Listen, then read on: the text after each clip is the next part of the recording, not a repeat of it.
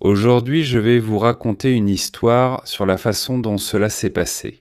Comment une force politique a méthodiquement, pendant des décennies, occupé toutes les institutions du pouvoir. Comment un complot en a émergé qui a failli détruire la démocratie de l'intérieur. Et surtout, pourquoi j'ai tout de même des raisons d'être optimiste. Restez jusqu'à la fin, mesdames et messieurs, car la conclusion va vous surprendre. Le fief de la gauche. Commençons par une question simple. Où vont les jeunes intelligents après l'université? Si tu es républicain, conservateur, quelqu'un qui croit au libre marché, la réponse est probablement évidente. Dans les affaires, dans la pratique privée, dans l'entrepreneuriat. Là-bas, il y a de l'argent, de la liberté, et les résultats sont immédiats. Si tu es démocrate, si tu es progressiste, si tu es quelqu'un qui croit que l'État doit gérer la vie des gens parce qu'il est plus intelligent, qu'il fera bien les choses, la réponse est aussi évidente. Dans l'appareil d'État. Au parquet, dans les organismes de régulation, à l'université, à la rédaction d'un journal, pourquoi? Là-bas, il y a le pouvoir, il y a de l'influence, on peut changer le monde dans le sens voulu, d'en haut. Ce n'est pas un complot, mesdames et messieurs, c'est simplement la logique des convictions. Et voici ce qui se passe lorsque cette logique fonctionne pendant 30, 40, 50 ans d'affilée. Le parquet fédéral. Les procureurs de carrière à Washington, des personnes qui restent à leur poste sous n'importe quelle administration, votent pour les démocrates selon les statistiques dans une proportion d'environ 9 contre 1. Ce n'est pas mon avis, ce sont les résultats de l'analyse qui a déjà été réalisée à plusieurs reprises. Les tribunaux. Les juges fédéraux sont nommés à vie. L'administration démocrate, enfin, les administrations ont constamment pourvu les postes de juges. Et les républicains, avec des interruptions, des compromis. Maintenant, les universités sont un vivier.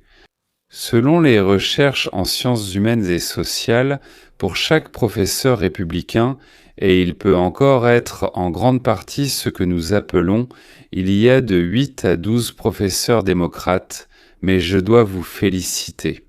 À l'université de l'Ivy League, la proportion est encore plus radicale. Pourquoi en est-il ainsi? Après la Seconde Guerre mondiale, les intellectuels, dont une grande partie étaient déçus par le communisme. Pas par le socialisme, par le communisme, mais ils ont conservé des instincts absolument collectivistes. Ils sont allés enseigner. Ils ont éduqué la génération suivante. Qui a éduqué la génération suivante? Entreprises privées. Ils n'acceptèrent pas les personnes aux opinions radicales. Ils acceptèrent ceux qui obtenaient adversement des résultats. Mais dans les universités, ils acceptaient des personnes aux opinions radicales. Là-bas, les opinions radicales étaient un avantage. Maintenant, parlons des médias de masse. Le sujet le plus douloureux, n'est-ce pas? Selon les sondages sociologiques menés auprès des journalistes des grands médias américains, les démocrates surpassent les républicains dans une proportion de 7 contre 1. Eh bien, cela dépend de l'interaction, ça dépend de la publication. Mais tout le monde parle d'un rapport de 10 contre 1. Vous pensez que cela n'influence pas ce qu'ils écrivent? Bien sûr que si, cela a une grande influence. Donc le FBI, la CIA et les autres agences à 3 lettres, c'est une autre histoire. Officiellement, ce sont des structures apolitiques. En réalité, en 2016, elles étaient remplies, saturées de personnes qui faisaient en carrière depuis des décennies. L'administration ou la vision du monde considérée comme politiquement correcte était précisément celle du centre-gauche. Au mieux, ils acceptèrent aussi la vision centriste. Voilà le résultat. Au milieu des années 2010, les États-Unis se sont retrouvés dans une situation où, malgré un système officiellement bipartite, l'appareil d'État était profondément, structurellement et en termes de personnel, orienté d'un seul côté. Ce n'est pas une conspiration ni de la théorie du complot, c'est de la statistique. Enfin, des statistiques sur le personnel. Complot. Maintenant, attention, je ne vais pas vous dire qu'il y a eu un complot avec certitude. Il faut aussi définir ce qu'est un complot et savoir si les conspirateurs se réunissaient ou non. Mais c'est le tribunal qui le déterminera, oui, si l'affaire bien sûr va jusqu'au bout, si on la laisse aller jusqu'au bout. Mais je vais vous dire ceci, d'après les faits documentés, il s'est passé quelque chose qui présente tous les signes d'un complot. Déplaçons-nous un instant à l'époque des Clinton. Donc, dans les années 90, Bill Clinton a signé des décisions clés qui ont rapproché le Parti démocrate des grands capitaux financiers de Wall Street. Parallèlement, un système de relations politiques a été mis en place entre le département d'État américain, la communauté du renseignement et la machine du parti, qui voulait utiliser les ressources de l'État dans l'intérêt d'un groupe politique. Hillary Clinton, en tant que secrétaire d'État sous Obama, a porté ce système à un tout autre niveau.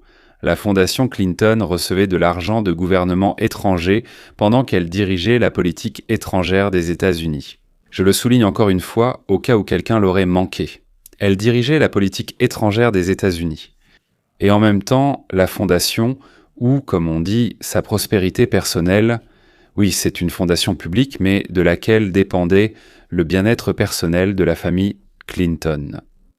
Ils ont reçu beaucoup d'argent de là-bas, c'est là que ces mêmes personnes qui essayaient de promouvoir leurs intérêts aux États-Unis versaient de l'argent. Tout cela est documenté, cela n'est même pas contesté. La question est de savoir si cela constitue une infraction pénale, c'est-à-dire s'il y a un lien entre les deux. Ou bien, comme on dit, le tribunal ne pourra jamais établir le lien entre les deux. Donc de l'argent allait à la fondation Clinton, et selon une autre idée, les États-Unis faisaient en quelque chose pour quelqu'un ce qu'ils n'auraient pas dû faire uniquement parce que la fondation Clinton recevait de l'argent. Un moment décisif.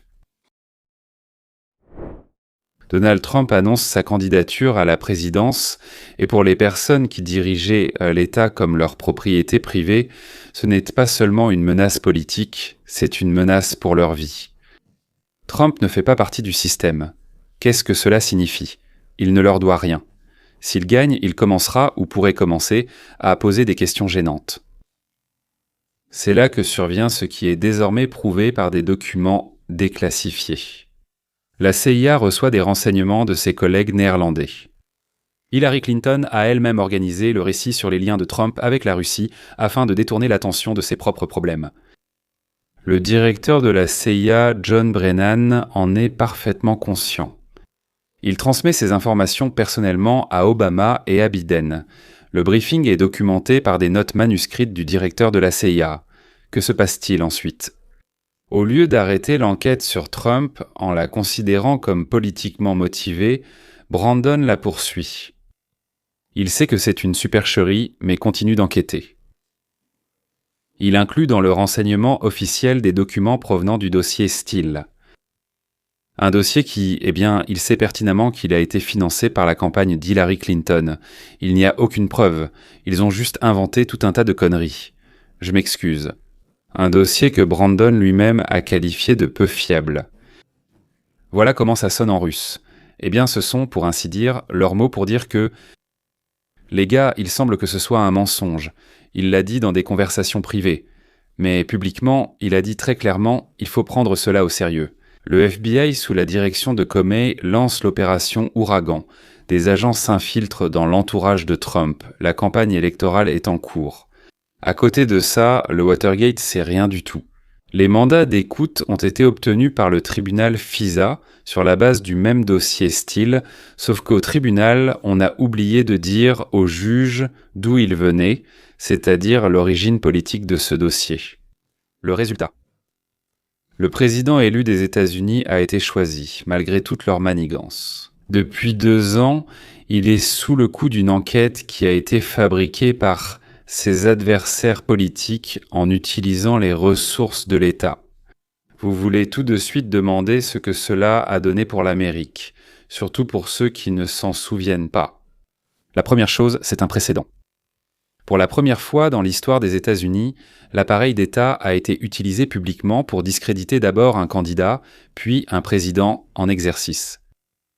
Cela a détruit une norme qui a soutenu la démocratie américaine pendant, 230 ans. Deuxièmement, il y a la polarisation.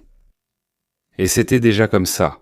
Mais là, la moitié du pays a cru que Donald Trump était un agent d'un État étranger ennemi, celui de Poutine, et l'autre moitié a cru que le FSB.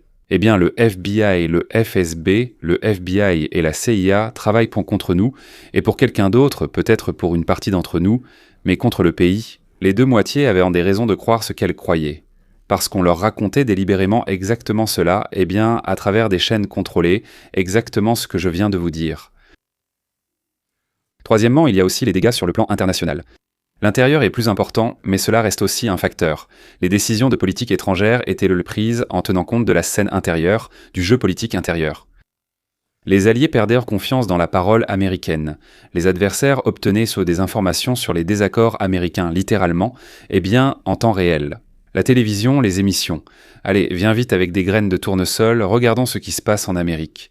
C'est ça, la catastrophe à laquelle a mené le complot, pas une théorie du complot, mais bien documentée. La cloche, s'il te plaît. Les amis, je vous demande de faire une chose tout de suite. Appuyez sur la cloche pour ne pas manquer la suite de ce sujet. Sur ma chaîne Feuille de route Liberté urbaine, j'analyse précisément ce genre d'histoire. Comment fonctionne le système, comment il se brise et ce que cela signifie pour chacun d'entre nous. Encore une demande, écrivez dans les commentaires un mot, complot ou hasard, l'un des deux. Oui, eh bien, vous pouvez expliquer comment vous évaluez vous-même ce qui s'est passé, parce que cela sera, eh bien, dans les 6 prochains mois, l'un des principaux sujets de conversation dans l'espace. Eh bien, disons au minimum, dans nos médias, n'est-ce pas?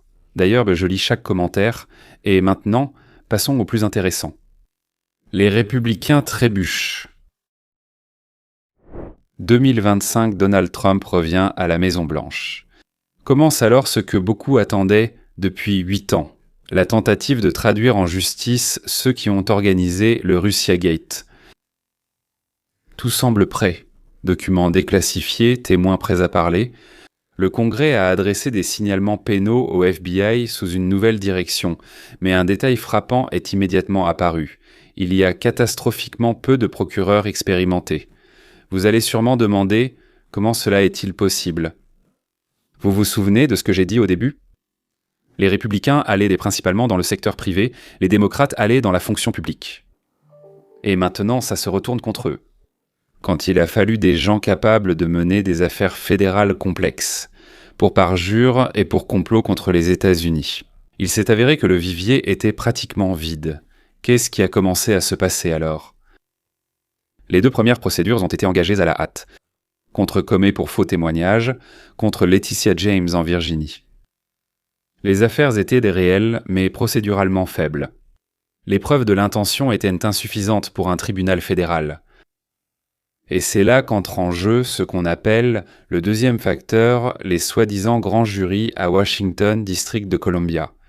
Les grands jurys, 23 citoyens ordinaires, une sorte d'échantillon aléatoire.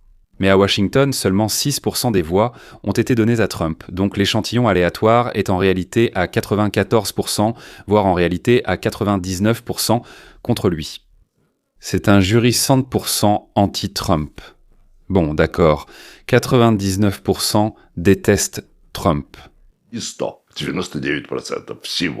Les jurés examinent les affaires et voient ce que les médias leur ont montré pendant des années sans. Trump mène une persécution politique. Et il refuse l'inculpation. Cela arrive 1 fois, 2 fois, 3 fois. En février 2026, un grand jury à Washington, District de Columbia, a refusé d'inculper 6 membres démocrates du Congrès, que Donald Trump avait publiquement qualifiés d'insurgés. Le grand jury a refusé, malgré le fait que les preuves étaient simples et publiques. Et le signal a été immédiatement très clair. À Washington, les affaires à coloration politique ne passeront pas devant un jury. Ajoutez à cela le fait que le Sénat, sous la direction de Thune, donc avec une majorité républicaine, n'a pas pu transmettre au procureur les transcriptions des témoignages de Brandon pendant 3 mois. Parce que Thune préfère négocier avec les démocrates, à l'amiable de manière courtoise, pour ne pas perdre de temps avec un vote. Ou bien il est lui-même compromis, ou peut-être ses camarades le sont, et ils ont aussi peur de Trump que les démocrates. Bilan de la première année. Plusieurs défaites retentissantes, des procureurs démoralisés, des démocrates triomphants, et le sentiment que le temps file. Changement de stratégie.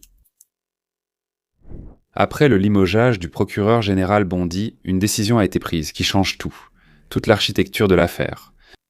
Au lieu d'accusations séparées contre des personnes distinctes, une seule affaire de complot. C'est un changement clé. Je vais vous expliquer pourquoi. Le mensonge de Brandon devant le Congrès en 2023 est un acte manifeste dans le cadre d'un complot en cours. C'est-à-dire que cela ne s'est pas terminé il y a 5, 6, 7 ans, cela a continué selon le droit public. Chaque nouvel acte fait partie du complot. Cela prolonge le délai de prescription. Cela signifie que des poursuites sont possibles. 2023 plus 5 égale 2028. C'est-à-dire, il nous reste encore 2 ans. Pas besoin de se précipiter, de se dépêcher, de s'inquiéter. Et il y a eu une personne qui a décidé de le faire. Joseph DiGenova. Il a 81 ans d'ailleurs, ce n'est pas un gamin, pas un jeune. Il a commencé comme procureur avec Ronald Reagan. En 1987, il a été nommé procureur du district de Columbia. Eh bien, c'est Washington. Et en 4 ans, il a mené des affaires qui sont encore étudiées dans les écoles de droit. En 2018, il a publiquement déclaré ce qui semblait alors être, une invention, une exagération, que Brandon s'était entendu avec le FBI et le ministère de la Justice pour fabriquer des affaires contre Trump. Intuitivement, il avait tout compris. Maintenant, avec la déclassification de centaines de documents, ces paroles apparaissent comme une description précise de la réalité. Voilà donc un intuitif, un homme dont la logique fonctionne et qui, à partir de certaines données, peut reconstituer l'image complète. C'est une qualité rare d'ailleurs. D. Genova est un architecte juridique, un homme qui sait construire des affaires complexes et à plusieurs niveaux, exactement ce dont on a besoin ici et maintenant. Sa stratégie diffère fondamentalement de ce qui a été fait avant lui. Il transfère l'affaire de Washington à Fort Pierce en Floride, où un grand jury est composé d'un autre électorat. Là-bas, la juge Eileen Cannon travaille, une personne connue pour son strict respect des normes procédurales et son absence de dépendance politique vis-à-vis de l'establishment démocrate. Au lieu de prouver un mensonge précis à une date précise, il construit un tableau d'un complot systémique. Brennan, Clapper, Comey.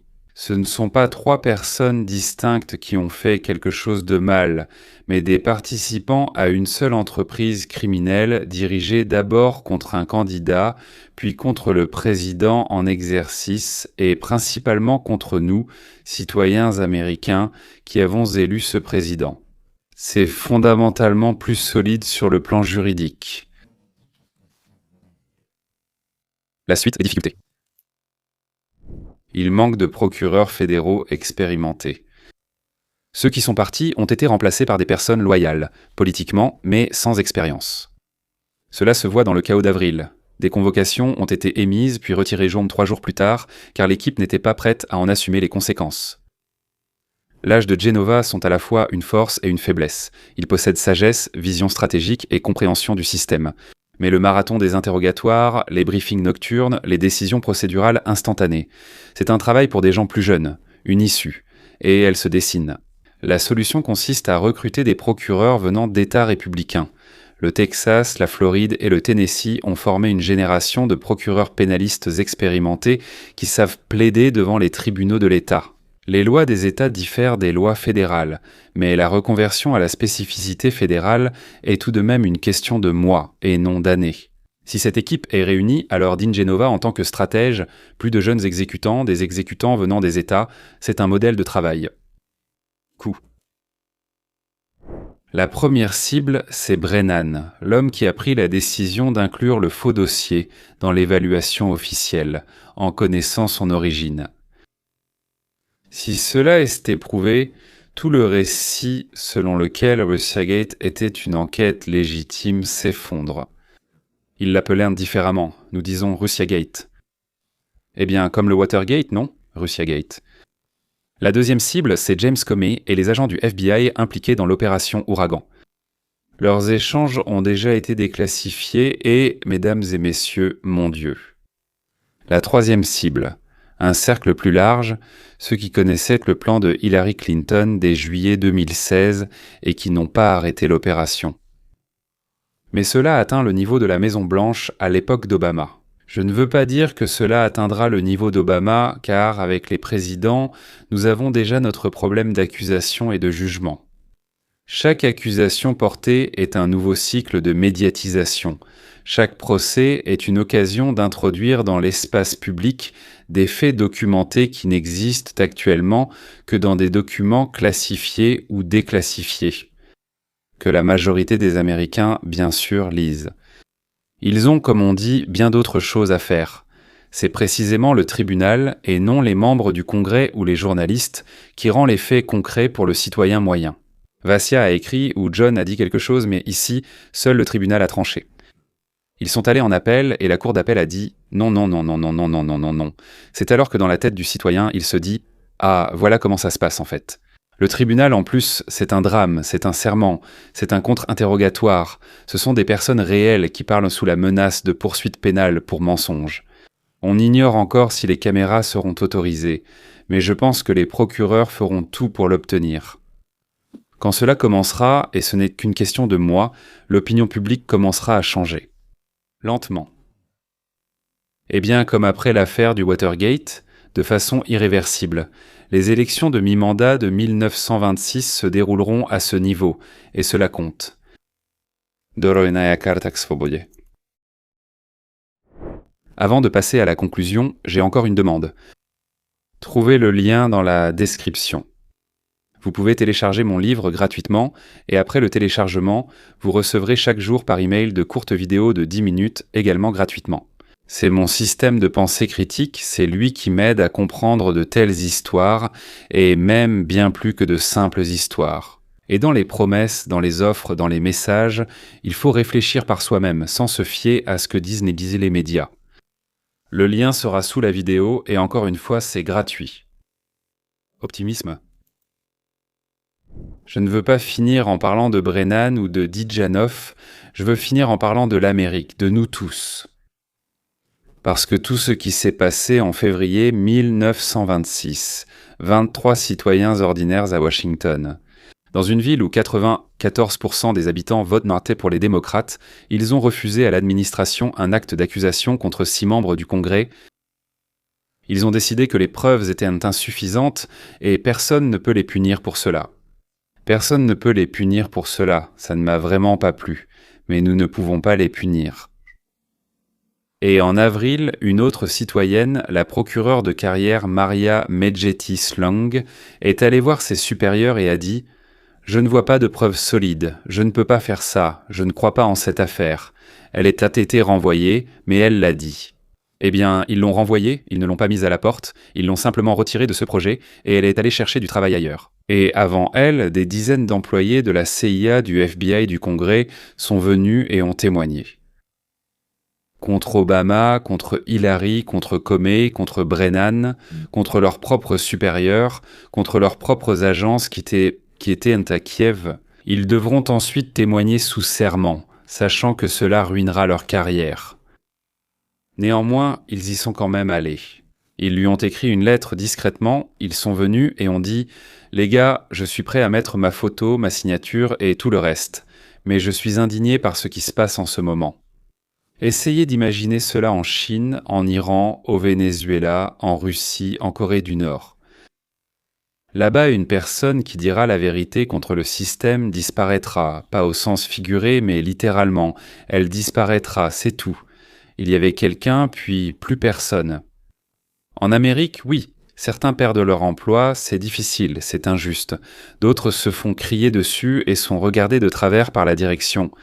Mais ils restent libres, et ces paroles restent dans les procès-verbaux, puis servent à l'action. C'est précisément cela, la démocratie.